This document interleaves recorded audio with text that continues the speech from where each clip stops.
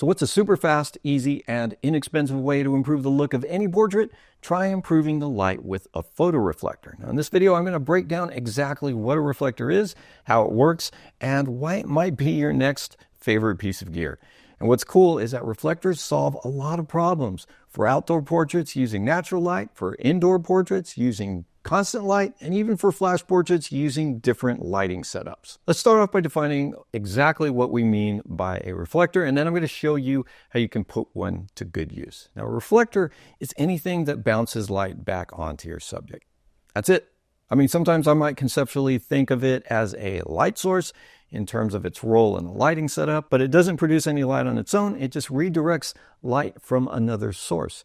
Now, reflectors come in all shapes and sizes and materials. You've got the traditional circular or collapsible reflectors in silver, gold, white, and even black, which is technically used to subtract light. Some reflectors are flat and some are curved to shape the light in a specific way. These differences have a lot to do with how a photographer just wants to bounce light back onto the subject and, the effect that they want the reflector to have. Like flat reflectors are a great choice for simple fill, and curved reflectors are good for things like clamshell setups. They take the place of an actual fill light when used this way. Now, what's cool is that you can use almost anything as a reflector, like a light-colored wall, a sheet of foam core, or even a piece of fabric. Whatever works to bounce light back onto your subject. I like using foam core boards unless I, have to go out on location. And I use the collapsible type because they're just easier to take with me. So a reflector can be very useful. And just think about it this way. Without a reflector, you might see harsh shadows on one side of the subject's face. And with a reflector, the light's going to appear softer and you get a more balanced look like this. Like I mentioned earlier, reflectors can be really handy for outdoor portraits, especially when working with natural light. Now, a common scenario is where your subject is facing away from the sun, and this is a smart choice if you want to avoid that harsh light and squinting, but it usually means that their face facing the camera is in shadow. Basically, the sun becomes an overpowering backlight. Now, lots of times the ambient light bouncing around the environment is going to help lift those shadows, but even with that, the face might still not be illuminated enough to compete with the brightness of the background. And this is where a reflector comes in really handy, because by bouncing the natural light back onto your subject's face, you can brighten up the shadows and create a more balanced exposure. Now, here's an important tip. Try to avoid reflecting direct sunlight straight into your subject's face, especially with a silver or gold reflector. And I say this because direct sunlight in the face like that can look pretty harsh. And more than likely, you're probably going to make your subject squint, which is going to make for a not too flattering portrait. So instead, try to bounce indirect sunlight. Try different angles and positions until you find that sweet spot where the light kind of softly fills in the shadows. And if you don't have a proper photoreflector handy, you can get creative by using the environment. For example, a light-colored wall can be used as a natural reflector. If you use something like that, you might need to reposition your subject closer to the wall or adjust your shooting angle, but it can work out really well. Now, if you've got some time to experiment, try a few different approaches. Move the reflector closer or farther away, change the angle, or look for, other reflective surfaces in the environment. All right, so now let's talk about reflectors in a studio or controlled lighting environment. And this could be a home studio or a portable portrait lighting setup.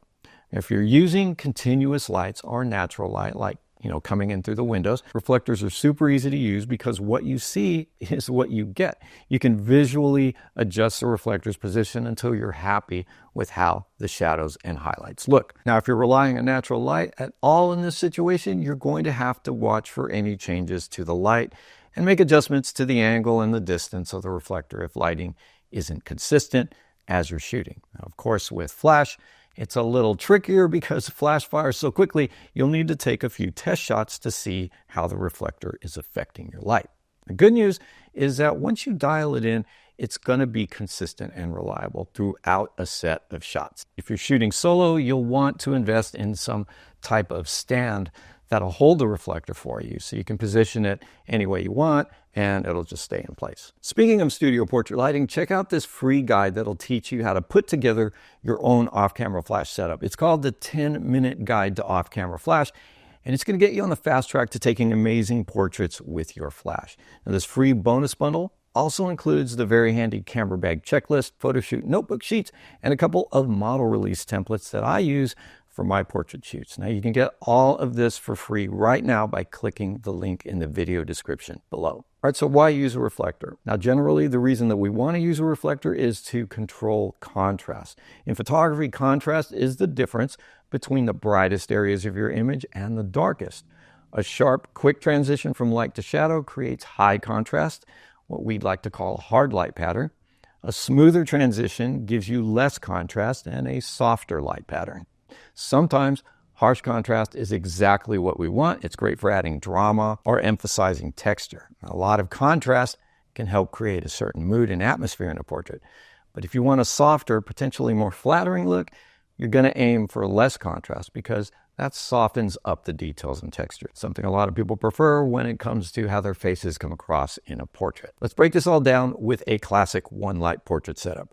We're going to keep it simple and focus on the basics, all right? So in a traditional portrait lighting scenario, the most important and most defining light is the key light. So in a one light setup, our one light is the key light.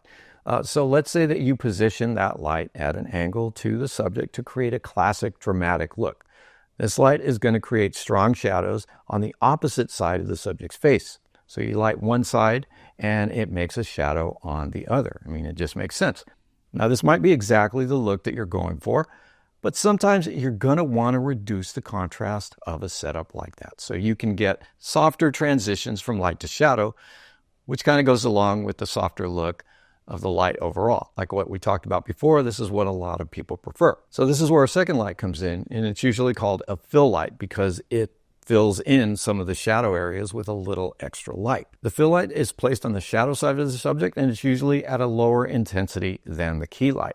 Its job is to brighten the shadows just enough without competing with the key light. And if you have a second light, that's great. You can easily just dial in the amount of fill light that you want. But what if you don't have a second light and you only have that key light to work with? Well, that's where a reflector comes in really handy. To use a reflector in this scenario, just position it on the shadow side of the subject.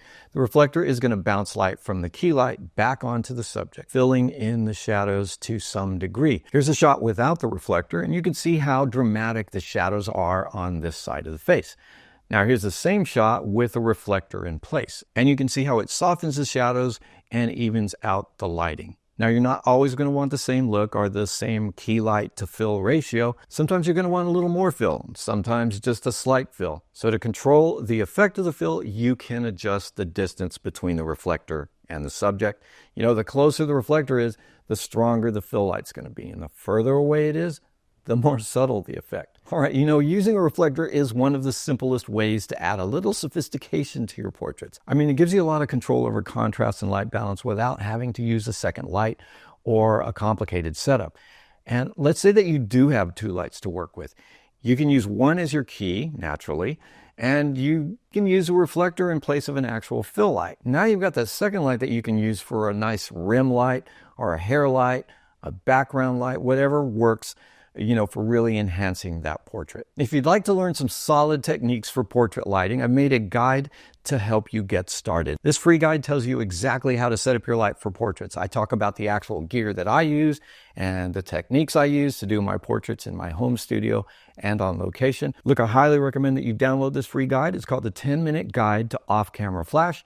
And this is going to get you on the fast track to taking beautiful portraits with your flash. This free bundle also includes a very handy camera bag checklist, the photo shoot notebook sheets, and a couple of model release templates that I use for my portrait shoots. So you can get all this for free by clicking the link in the video description below. Hey, thanks for watching. If this video was helpful, give it a like, drop a comment, and subscribe for more photography tips.